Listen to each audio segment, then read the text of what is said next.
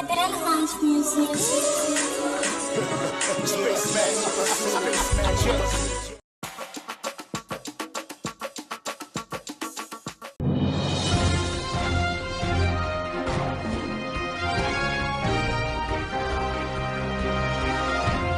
Akangu pe bangankolo wangai Téléspater.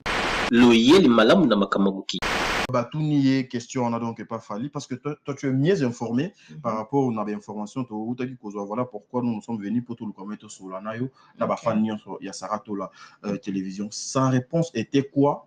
Et de l'autre côté le konabiso tina ipupa a répondu kinini pour que eluka moyen et ça la oyo ezoko ko sala na soni lelo. Il paraît même que l'artiste Fally Ipupa a bloqué même ses enfants na ba réseaux sociaux nyonso. Non mais to solo la biso to kena pe ko luka le kandenge yo lobi il paraît. Donc moi je dis bien il paraît mais le kola tozana yo le kola tozana yo tozo ba précision. Voilà. En fait, message non. C'est depuis lundi l'artiste a bloqué banana na réseaux sociaux, a retiré bango partout, na appel normal ainsi de suite et puis passion alimentaire ce qui a moins à février après ça qui dans message hein bandeko, on ne confirme pas les warriors parce que bino bozarawana rapide na ofinga, on ne confirme pas hein. Tolobi bien eza makambo toyoki parce que nga na ngo na téléphone nanga même ba voice kutu eza makambo toyoki mais toyete so eza vrai to vérifier kaka ça reste à vérifier mais pour na oyeba vérité nango il faudra niki to Fally voilà mais eza belobi en fait baluka ko étaler makambo oyo eko coûter même cher na vie ya bato. Voilà, Fally Ipupa n'est pas n'importe qui na la scène musicale congolaise vraiment. Ils se sont séparés légalement entre Fally Ipupa et Niki. Point d'interrogation parce que na minute on demande besoin d'ongwana na média so ba séparaki ba sa séparation légalement mais tout monde a ba pied ça tout monde a ba papier ezotambola donc preuve bloquée ça té donc babala na mais bakabwana té on n'a pas de preuve. C'est quoi moi je me pose des questions babala na mais bakabwana té basala divorce bakabwana 15 ans de séparation il y a corps ou bien légalement il y a corps illégalement té non mais wana bakabwana té c'est ça basala plutôt séparation il y a corps parce que aujourd'hui ceux qui tozolanda onyo sobiso tozokolanda tindenge baloba keno ils ont allé na mairie basali nyonso babalani et tout s'il faut kokabwana il faut pe bazonga petit na mairie baluka moyen bakabwana donc na moment où tokoloba keno notre star na mama Niki bazala toujours ensemble mais moins bazwa moi ba distance peut-être par rapport ya ba réalité mo bo sera bon ensemble ça pena moi passi bakabwana pinza mais bakoma na mérité bakabwana parce que Nana Ketchup bafana ndi mwasi ya Fally actuel au batu mukili momba baebi bazalaka mwasi na mobali na Niki mais affaire ici là mais bakenda na ngoti na suka ndete fallait basilisa procédure ici là Sarah ozolinga do tinanga na bimisa do lo moko tosungisa ndengo otutu na question na lobi sa réponse par rapport à la question au bandeko les réponses naie ezalaki nango pe gravité en fait normalement il fallait na sala ta capture wana na pesa Gucci atiela biso bandeko batala ndenge bébé bandaki OK alors réponse naie ezalaki te que nga mwasi Fally non OK réponse ezalaki positif à propos ya kombo ya papa bana nae OK alors peut-être jalousie parce que eza na basi mususu bami ba te ke ezalande bango. Peut-être jalousie wana que mère a parlé à mon abi mususu père azonganina momi na ya kala pondeni ni oui ezalaka po atali ke babeti 15 ans ndeni bosali 15 ans de séparation ni ki a publié mamba Fally taloba mamba Fally te longo teni te mais subitement a comme une facilité ya koloba makamba Fally na ko répondre donc c'est que moi le moko eleki donc babeta moko sonu kwa mati voilà vous comprenez ça mamba jalousie ba tout monde a boye tanga lobi bongo mutu fa répondre des années eza moi c'est actuel à papa oui nana oui mais tout le monde a madame Nana que je salue avec beaucoup de respect tout le monde a boye grand prêtre mère Nana Ketchup a vandi tata moi c'est abikini abimi voilà débé bandi wana débat et bandi wana et est-ce que azwi ye moko mpe tala nanu na tina kozanga sagesse o nana bakabwana na fali na ndenge ya mabe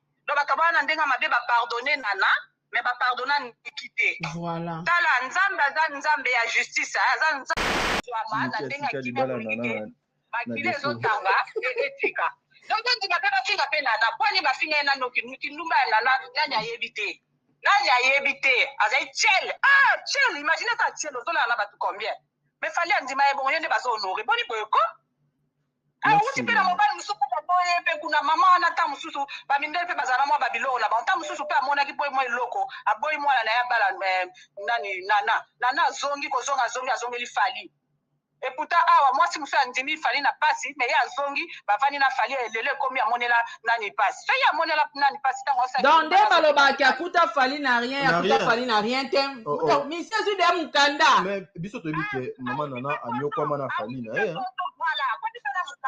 awuti mpe de ya poto voilà na mutu oyo nani sara boyokaka na sango na mutu nana azokesaki ndumba eza mpe facile okei bapesi yo mbongo pa ya mundele oke opesi mobali yebisanga na mwasi oyo azokende kosala bashekula wana bato bakotela yango baprison eza bambongo ya bato bofalsifie oke obibisi mbongo moko ya ebele okokota mpe prison ndenge mwana mwasi ana azali bo eyebisanga nini eza danger apesenga mawabi azalaki na fali azalaki camarade na ye fali azalaki nyonso quel risque, ça fait trop mal, ça fait trop mal. Nini eza dangereux na yebisanga na usaka nini eza dangereux o ndenge fiyo na manda osala shekula apio no mukanda azoyibela pe dangereux eza shekula boni boyoko oh makambo biso tuposa tokotala kaka baplaton oyo mpe tobunda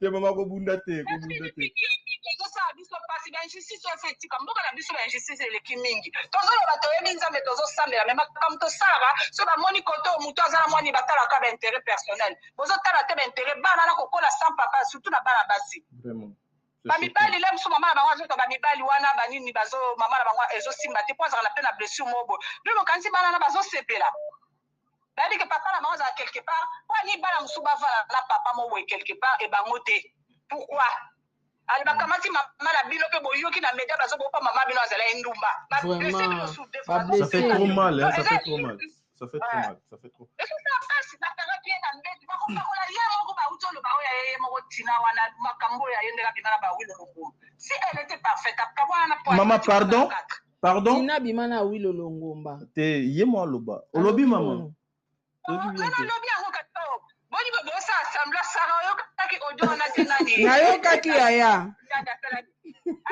ye bamakambo na ye babikisele badossier biso mpe toyebi badossier ebele tina wana ele pas si blanche ke poponi na ndeko ne balobaka te asali vi ya osakana te okalofika moninga tumba yo moko kuta okabwana mpe na mobali elle a pas de leçon à donner na nani na nani moninga banda akabwana na fali avanda na ye peut-être eza na blessure na ye eza na makambo su mpe boye ozwi blessure ozwi dégoût mpo ezaki bolingo ne ya bomwana donc ndenge komela ye nasi na ndenge basango babambake ya kindumba eyokela ekomelaka ye epuis mobali yango atika yo akenda na mwasi mosusu sarobi akotisa mpe posa ya libala na posa ya mibali oyebi yango wawe yango mpe niki yango atikalaka boni azobaka ye mibali azwi pope na ye me omona mpe bakabwa na bango peut-être omoni osasu mutu confiance koma ovivre na kobanga sikopile badojuge ye nana wana ndenge azaza na mikumba moko ya mpenza amonani mpenaki aza na misala mabe bajeto asali bastratégie asalaka wana